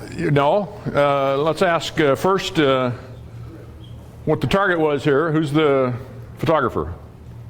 Oh, that was mine. Okay. I wanted the silhouette, the image reflection of Mount Hood. Okay. Okay, so what about the composition based on, you wanted the image and the silhouette of Mount Hood? Pardon? I give that a 5? Okay. Why is there so much foreground? Why so much foreground? My eye is really drawn to that rock in the middle, the bottom. Yeah. Okay, so what are you saying, Jay? It has no purpose? Well, Or it's detractive, or it's good? well, yeah, it's a distraction. So I don't think so. You're saying, Here you go, check it out now. Ah. Yeah, I like Oh, I think that's a big improvement, personally. That's just personally. Okay. Yeah. Okay, we've got a 5 and a 2. Give us another number, somebody. I give it a little more. I like the way kind of the mountain and the reflection is the same height as it is above. He was a little lower, but stretched out. Okay. I think that's well done. 5, 2, 4. Yeah, clouds would be nice. sky replacement next Okay. month. Okay, let's hear it. Let's hear it for impact. Yeah. What's it do for you? Impact. Water. 3 maybe. 3, 4. Why is there no detail in those trees? Why is it just black? Maybe it's a lot better projected. Okay, so what's that do to you then? That's second. Yeah, we're on impact. Well, that's all right, Carl. You got a technical. That's all right. What's your number on technical? 2. Okay. Okay. 4 on what? Technical. On technical. Okay. You can actually see the rocks in the, I don't mean the big rocks, but you can actually see inside the water on the rocks. Gotcha. Everything is in focus. And Okay. it looks great, sharp. Okay. Let's have a couple more impact. I'd say 3. 3 on impact. I like generally the composition. Unfortunately, the sky's kind of hazy and the picture's kind of hazy. It's not the photographer's fault. It's the day it was taken. Okay.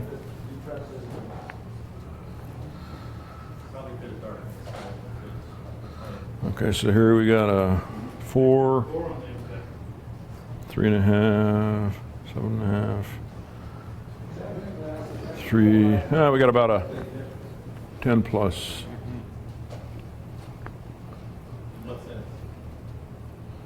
$10 plus. Okay. Anybody getting sick of this yet, or you want to keep going with a few? Yes. Hello. Interesting comment. This was very early in my photography days. My photography post-processing was paint. What? Paint. I had no other skill set other than how to play with paint. So this is as shot with no editing. With Lightroom, you could really, Oh, I can do a lot with yeah, you could do a lot. It just needs more color. Yeah. So I say that from the perspective, there's all the new members here that may not have all the fancy stuff.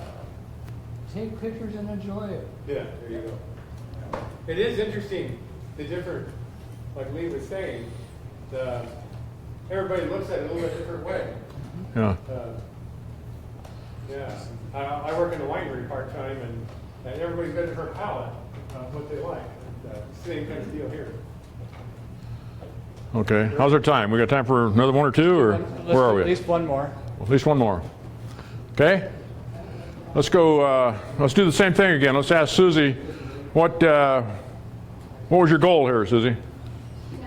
Sue and I was driving down the road and everybody was stopped and we just pulled over and the sun was just setting and Mount Rainier was lit up and I wanted some trees in the foreground and so that's why I took it. It's a neat lighting capture. Yeah, light. Okay, composition. Now you've heard the target there, so I give it a 3. 3? And it's just that the lit up mountain is just dead center, and I think it'd be more comfortable if it was over on the right some. So Okay. crop in from the left, from the right, sorry. Okay, okay. I keep wondering what it would have looked like if we'd gone 20 yards to the left. That's exactly. Yeah, yeah. If what? Not through quite so many trees. The trees are kind of nice, but they're in the way. Okay. So what's the comment number on this? Is that what you had, Carl? Was it 3? Pardon? Yeah. Okay, and No clear focus. I give it 4 on composition. I like the trees because I feel like I'm out in the forest getting a glimpse all of a sudden. okay, Looks like a good, beautiful, oh, whoa picture. good. Well, I like the appearance of a line coming out of the upper right toward the mountain in the center there. The clouds? Yeah, so you got a leading Yeah, line in the clouds. right, right. Yep.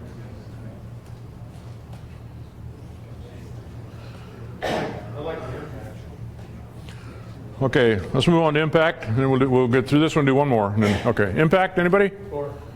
4? Another one?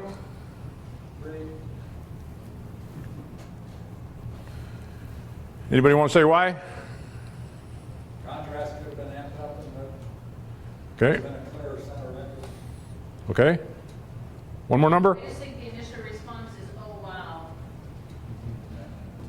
Oh, wow, that's nice. Okay, so that corresponds to impact to number, 4. thank you. Okay, technical? Give it a 4 and 4. Nice contrast, nice saturation. Trees are well exposed, exposed to that. Okay, we had a 4, I heard a 2. It's not straight. If you look at the trees, Okay, look at the trees versus the edges. okay, Look at that right tree there, how far off it is from straight. okay. My personal comment on this would be, I like the photo, but I keep falling off to the left. I keep falling out of the picture. Pardon? That's because everything's leaning to the tree. Okay, so what was your number? Give us a number. The tree in the middle is leaning. Your number, you want your number. 3? 2. Great for me on technical, I would like to see the contrast in the sky pulled up because they look like there's some interesting lines off to the right, but they're pretty indistinct. Okay. They could have been enhanced. Okay, so we got about a 3, 4, 7, and 3. We got about a 10. Somewhere in there.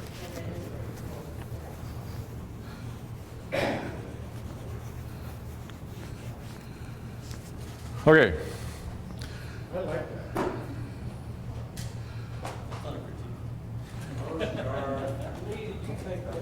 Maybe? Yes, I did. Yes, I did. I took it. I liked it. I loved the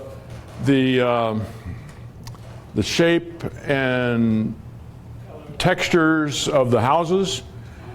And yes, there's some significant contrast. And I love the way it just kind of pulled your way down the street. Oh, lots of leading lines there. Yeah. So, okay, so let's have a couple numbers. 4. The only thing I don't like about it is the shadows on the left. Okay? Otherwise, it's awesome. You get to take it like that. What was that? We got 1, 4. What else we got? 3. 3? I would have taken a bit off the left edge. look like the line of houses continues to infinity, where we kind of peter out. Okay. So carve a little bit off the left. Yeah. Okay. So I'd do the opposite, I'd do more space on the Okay. left. So we got a 4 and a 3. One more? I said I disagree with taking more off the left. I want more on the left because right now the leading line takes me right off the picture. Okay. I'd rather that infinity point be still in the picture. I'd like some more space on the left. Okay. I like the shadows. So if you there's took a margin. step to the right, when you took it, you might be able to get those shadows out there and see more of where it ends up down the road. And flatten by the car. Okay, so Three. 3. Okay, just from my perspective on when I took this shot, I walked back and forth across the street. I went forward and back some, and I had a little trouble with the cars on the left. You had to have some cars on the right. I kind of, from where I was at, my perspective, to me, it looked like, well, it's about what I can do. I wasn't real thrilled with the shadows on the left, but I'm not much into Photoshop, so, okay. Impact? No impact. 4 at least. 4. Lots of color. The sky is helps. I hear 3? Looks like a residential. And the 4? Real estate. Okay, technical? I'd lighten the sky a little bit, not a lot, but a little bit. Okay. So give us a technical number. It looks HDR. Pardon me? It looks like an HDR. Really? Looks like a what? HDR. Oh, okay. Contrast, just the contrast. Okay. I'd give it a 4. I like the way it's sharp from the front to the back. And nicely exposed, even exposure. Okay. Couple more numbers just on, yes, Susie? 4. The 4. What about the HDR comment here? What's your number? 3? Any more? What's your total? Around 11, somewhere in there. Okay. Gary, what do you want to do? Yeah, we're at 8:30. We probably should wrap it up. Okay. Now, one thing, all of these photos are up on the critique section of the website. Okay. There, or most of them. And also, anybody here can upload photos for critique. Yes. I don't know if you're going to say something on that, Lee. Yes. Okay. Does it do anybody any good? Is this a good thing to do, bad thing to do? Yes. It's an okay exercise then, huh? We ought to do a couple. Okay, Susie. Susie, if we have time here, just shouldn't take just a minute or two, should it, Susie? Susie's going to show us how you can post your photos onto the website and request a critique. There weren't any fist fights, so it was a success. Sorry? No fist fights, so it was a success. Give that one a 4 across the board. Okay, so she'll show us how you can do this on the website, and then we'll pack it in. Thanks for your attention, folks. Appreciate it.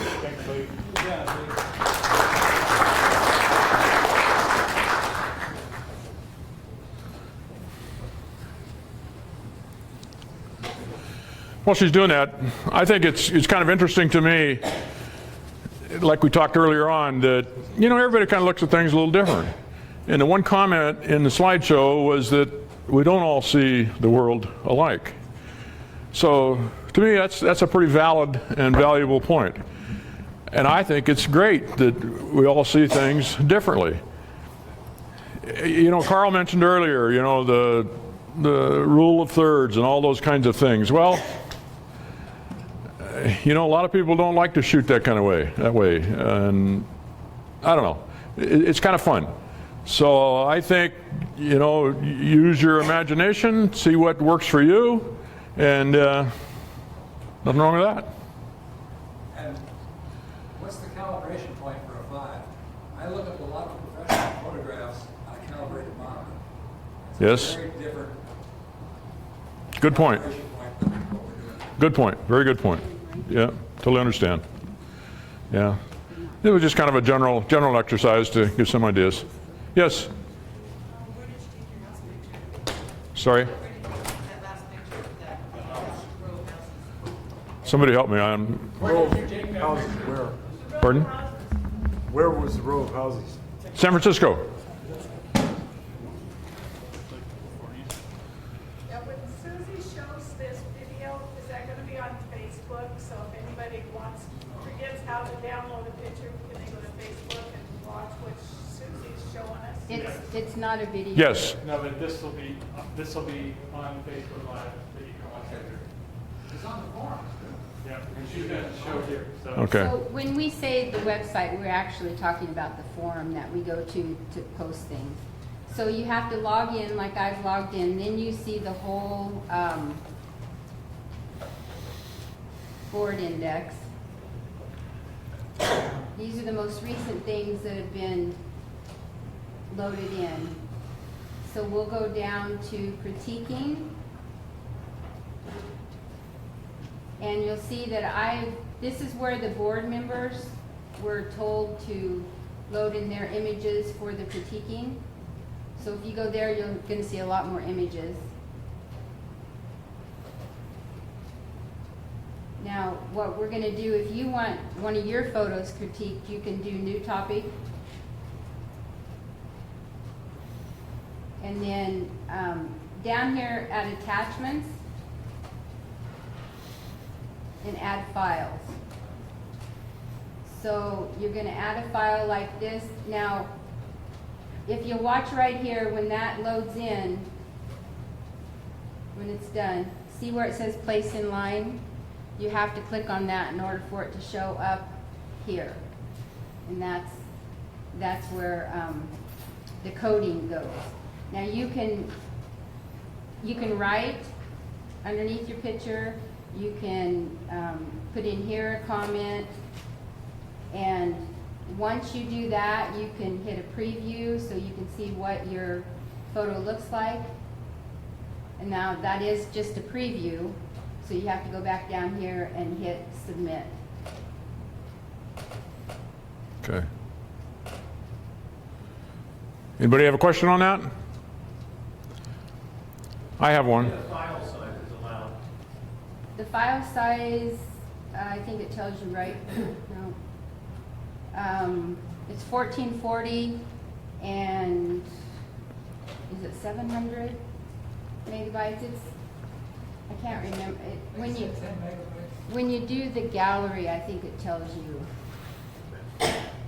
So for the critiquing, do you understand how that's done? Do you have any questions? Does the image show up automatically, or does it have to be approved? I think it shows up automatically. So Some things have to be approved. How do you leave it? How do you critique them? Well, then you would go Good point. to, which I did something wrong, obviously, because mine didn't show up. Why don't you put in a subject? Attach as file.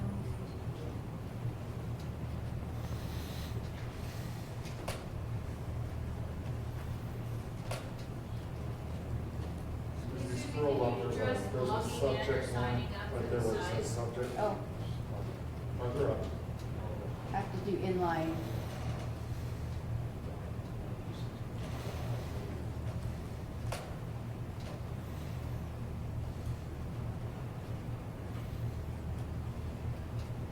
Okay, so it does have to be approved. Even mine, I don't know why, because I approve it. Pretty soon I'll get a message that says, do you want to approve this? Yeah. You won't see that. But then you'll get a notification when it is approved. Okay, so now this posted a photo. I just posted it. Okay, but now the question is, how do we request a critique? Now, I would normally copy all the critiquing rules in the 5.3 deal and put it in my comments where it says flowers. All that would be there so that they could see it. And then you would just post a reply. And you would put it right there, like impact, composition, whatever, and what you would rate it. And it would be nice if you'd say why you did, rated it the way that you rated it. Okay. And so I'm assuming if you put it in critiquing, you want it critiqued, Okay. okay? Now I have a question on the homepage. One of the spots there is about critique. Now what's that? On the website? Yeah. Okay, right here on the top, this takes you to our website. Weren't we just in the website? We were in the forum. Which is a sub-part of the website. But to get to the forum, you have to go to the website. Well, right here, it says forum. Okay. Okay. So what about this where it says critiquing there? This is just the information for us. And it has a short video, and this is what I would probably copy and paste into my comments. Okay. So we don't. Just information. You can't post here. You can't post anything on this end of the website. When you see this, it's just information. All you can do is you can go. No, it's not scrolling. You can go to the forum here, because this takes you to the forum, so you can log in and you can pay your dues. But for some reason this is, I think we had trouble with this last time. Down here is where you pay your dues. You just click on it, it takes you to PayPal. So the website will take you to the forum, and this is where everything takes place. Okay. So we don't really have a place to post that says you posted here and I want to critique. You have to put the stuff in there and ask people to make comments on it. Yeah, you want to go to this, right here, critiquing. And that's where you post. And that's where you post. You can start a new post for what you want critiqued. Okay. And then whoever wants to critique it will respond or reply to that post. Okay. Okay. So, yeah, anything that's put inside critiquing, you can assume the person wants to be critiqued. Okay. Right. Now, does everyone know how to make a gallery? No. Okay. So you see where my name is, your name will be there. You go to user control. And right here it says gallery. And this is where you're going to upload your images.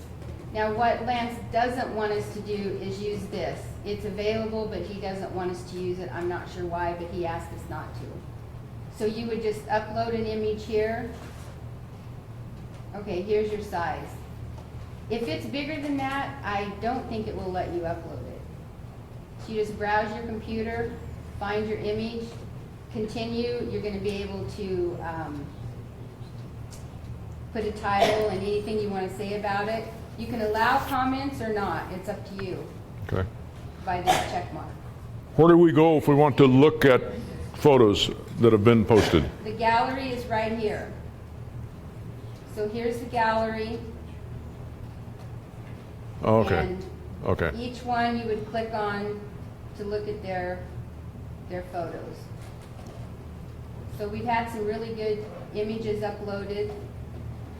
You have to be a registered member to see the gallery? Yes. Yes, it's protected so that people can't take your pictures. Susie, if you scroll down far enough, I think it shows you the most recent ad also. Oh, right, yeah. Recent images will be here. Those that have X's, they just haven't put photos in? Yeah.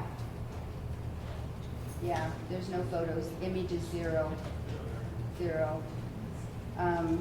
Looks like Debbie made a sub-album.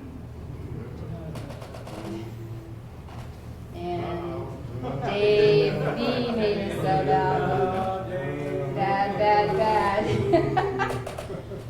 I think the problem is he couldn't delete them or something. I don't know. Yeah. Anyway, he did ask that we don't do that. So we won't kick you out for it, though.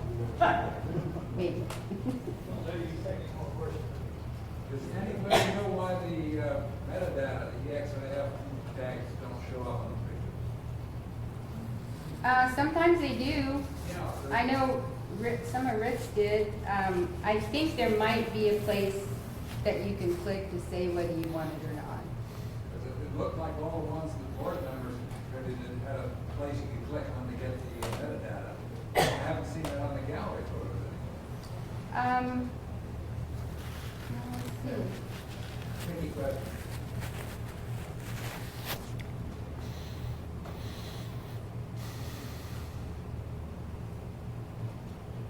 Yeah, and I don't like this rate your image. I don't think it's fair to rate and not explain what your rating is about. So I would rather we use our other method. So yeah, I don't see the metadata either. But I have seen it, like you said, I have seen it on some of the. If you look at They are the ones that critiquing ones. board members submitted for critiquing, it's there. There's a box under the picture, you can click and get to that. Yeah, right there. That doesn't tell you much. Well, some of them tell you the whole thing. There. And It who's might be that? when they actually generated the JPEG, you know, library, sometimes you can strip all that stuff out. Oh, yeah, that might be. Yeah. So any questions on how to make a gallery? We really encourage you to do that so that we can get more pictures up there. And Mandy and I will be taking pictures from the gallery and putting them for our slideshow here. How many at a time can you enter? You can, I think the limit's 50, but once you hit 50, you have to start deleting. So you can. 50 at a time or 50 total? 50 total. Yeah. But if in one day you want to put up 50, that's fine, but then you won't be able to put any more up. Yeah. Why not that scroll? That's weird. Any other questions on the form that I might be able to help you with?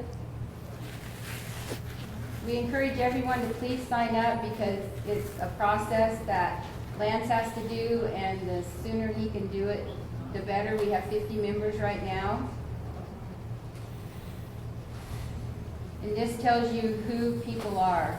Administrators are red, board members are green. I don't know what global moderators are. Club members and forum users usually, we don't have that. Any questions? Okay. Super. Thank you, Susie. Thank you very much.